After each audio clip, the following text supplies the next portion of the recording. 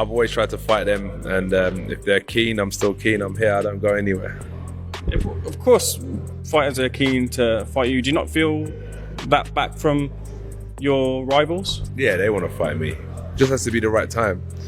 You know, everything has to be right. The stars have to align. So. Should Jake Paul be fighting Anthony Joshua? No. Is he mad to do it? Yeah. Is there tens and tens and tens and tens of millions of dollars for Anthony Joshua to have an 8-round run out against Jake Paul? Yes. And that's why you're doing it? We're not doing it. We're considering it. And at the moment, there's work to be done. But could it happen? Yes, it could. Boxing just went from shocking to downright cinematic. Reports are flying that British heavyweight superstar Anthony Joshua is set to face YouTuber-turned-fighter Jake Paul in December. Hey, listen to me, don't take a dive with this Jake Paul, mate. Do not do that, not for $1 billion, my pal. Don't do as the others have done. Do not take dives. If he fights, you knock him dead as a nit. Joshua could knock Jake Paul out with his If it goes any other way, you know it's fixed, don't you? I want to fight Anthony Joshua, exclusive, because I know that I will beat Anthony Joshua. I know I will beat. Knocked out, right? Yeah. He doesn't have a chin, and he has no skill, and he's stiff. And I love you, Anthony. We're friends. But I want to fight you. And if true, this might be the wildest crossover in the sport's modern history.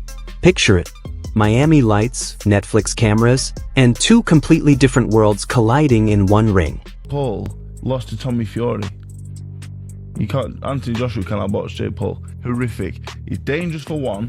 And two, if Jake Paul even lands a glove on him, it just diminishes everything that he's achieved. Jake Paul won't last 2 minutes for me. Never mind Anthony Joshua. It's ridiculous. It's a joke. Why would he box him? 2-time heavyweight champion of the world, one of the best heavyweights the last 20 years, held British boxing on his back. People might say he deserves to box Jake Paul. But why though? It's just not worth it. He's got enough money as it is. Why risk all that for a few more quid? I don't like it. I hope it don't happen. I don't think Anthony Joshua... Sources claim the deal's already in place, ready to drop officially on Monday, with Netflix turning the spectacle into a global event. But hold up, there's still no finalized agreement just yet. And Joshua, after a 14-month layoff, might need a proper tune-up before diving into the chaos. Still, the buzz is electric. And if this fight becomes real, we're not just getting a bout. We're getting a blockbuster that could blur the line between sport, showbiz, and absolute madness. I get it, right? If someone knocks on your door and says, "Do you want to fight Jake Paul for 100 million?" You're like, you'd be stupid to say no. No, I don't want that 100 million for what would be and will be and should be easy work for AJ. Like, well, why are you going to turn down 100 million? Like, right?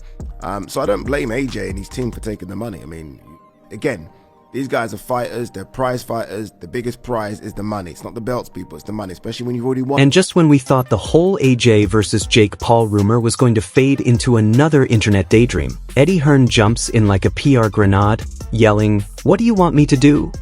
And suddenly, this thing feels way too real. I mean, you could hear the exhaustion in his voice, like a man who just found out his fighter might be stepping into a Netflix crossover special instead of a standard tune-up. There's no point me trying to dress it up to you. I can only be as honest as I can. We can't really turn it down if it's presented to us.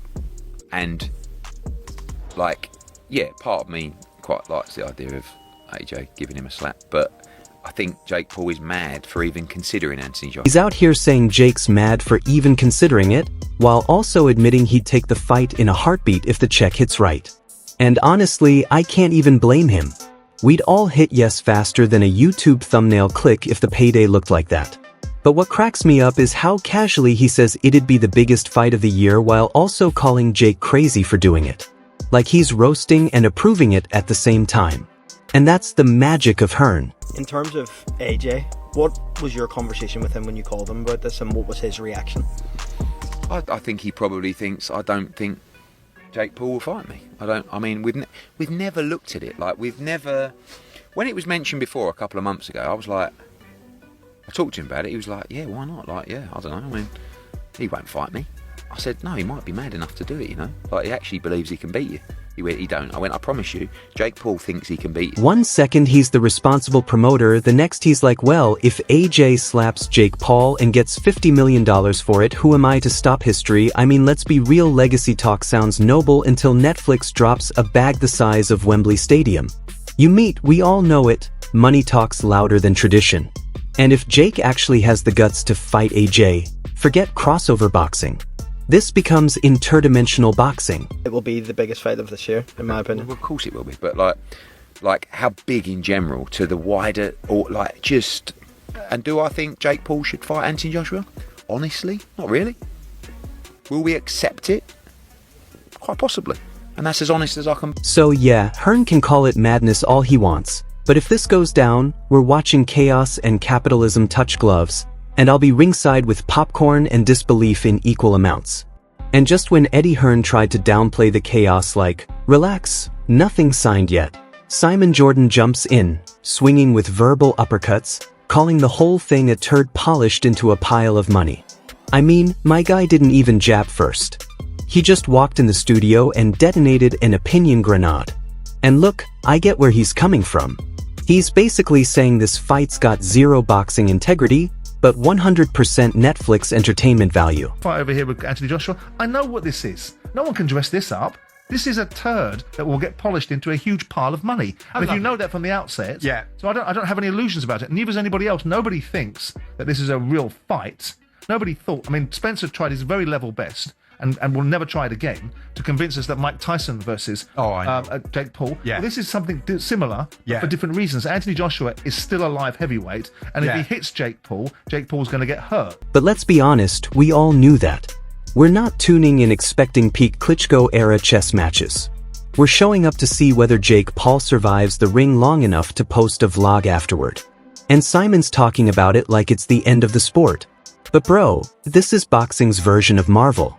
It's loud, dramatic, slightly unrealistic, and still everyone's going to buy a ticket. And when he says, if AJ hits Jake, he's going to get hurt. I'm like, yeah, Simon, that's kind of the point. That's the gladiator part of the circus. But what really got me was when he called Jake Sideshow Bob. I almost spilled my drink. It's just silly, isn't it? It's just silly.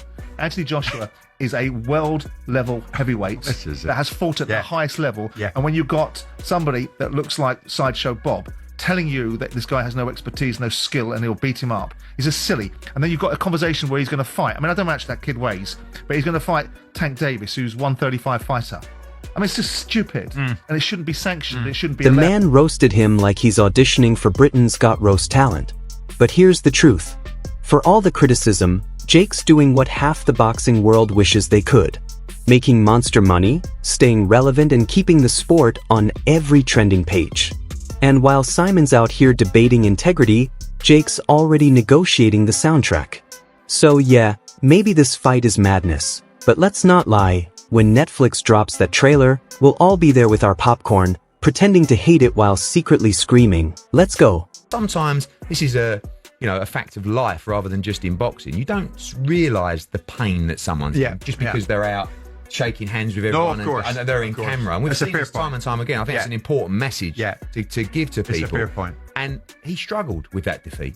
He was extremely down because he puts his whole life and energy into trying to win and trying to be the best version of himself. And when you get beat, it's hard to swallow. He's back. He's motivated. And he wants to become world heavyweight. Right after Simon called it a polished turd and handed us the cold reality check, Wade Plemons slides in like the guy at the bar who says the thing everyone else is whispering, and suddenly the whole room gets louder. Wade's voice is the remix of everything we've been thinking. He's basically saying this is equal parts payday and potential disaster.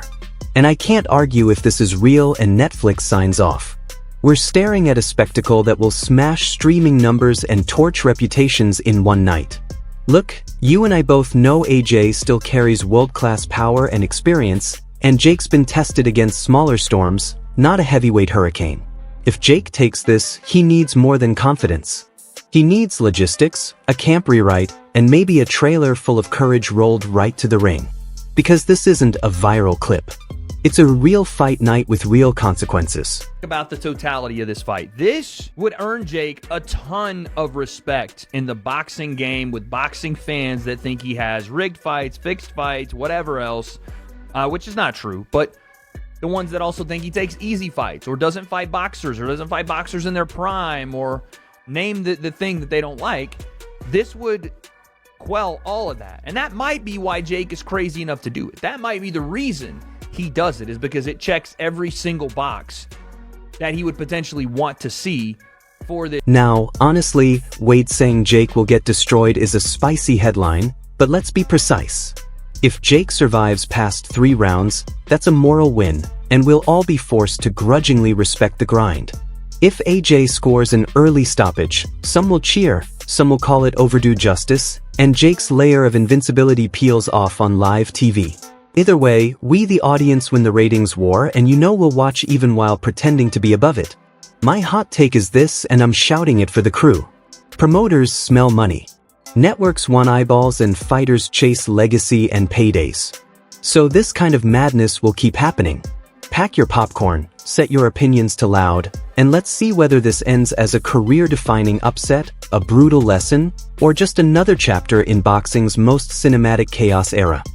If he survives, I would say more than 3 rounds, that's a victory. And I'm not saying a victory as far as like he wins the fight, but that is respectable. That would, in I think many people's estimation, be like, okay, that's fucking crazy you did that. If he survived the whole fight, that would be unthinkable for someone of his, relatively new to boxing skill set. And I say new to boxing, he's been doing it for years now, but not on the same level or anywhere near the same level as AJ. You're talking about a former heavyweight champion of the... So, when you put it all together, Joshua, Jake, Netflix, the media circus, the money talk, this whole thing feels less like a fight announcement and more like the trailer for boxing's next blockbuster franchise. It's got everything. The old school champ, the YouTube disruptor, the critics losing their minds, and the fans split between this is embarrassing and I can't wait to watch. Whether this ends in a shocking upset or a one-round demolition, it's going to dominate headlines, melt Twitter, and probably rewrite how boxing sells itself in 2025. Because, let's face it, this isn't just a sport anymore. It's theater, it's business, and it's chaos all wearing gloves. And never would I ever thought this fight would have happened when this whole, crossover influencer boxing thing happened. But if this is real, and they actually finalize this is going to be detrimental to Jake Paul's health, I think. And I'm kind of shocked that they actually, his team, Nikisa, those people, fair play, they let their fighter decide, and Jake is headstrong on these things, and he understands the value in being the underdog here. But I'm surprised they're letting this one. But I want to know what you think. Does Jake even stand a chance? Or are we about to witness the most expensive sparring session in history? Drop your thoughts in the comments. Let's debate it out like fight night analysts. And yo, don't ever forget to like, share, and subscribe to Boxing Blaze, where the drama hits as hard as the fighters. See you in the next